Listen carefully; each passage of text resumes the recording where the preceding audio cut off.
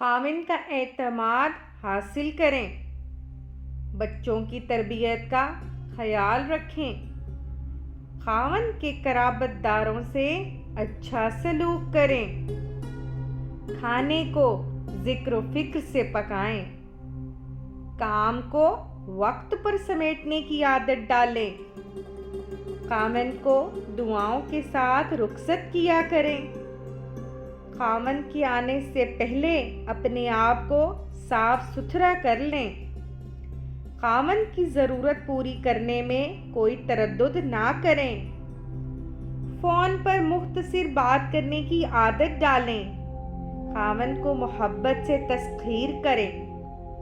رشتہ داروں کے ہاں صلہ رحمی کی نیت سے جائیں اور پردے کا لحاظ رکھیں، لگائی بجھائی سنی سنائی باتوں سے پرہیز کریں، شوہر کو نماز و صدقہ خیرات کی ترغیب دیتی رہیں، خاوند سے بلا ضرورت فضول خرچی کے لیے پیسے نہ مانگیں، خاوند کو پریشانی کے وقت تسلی دیں،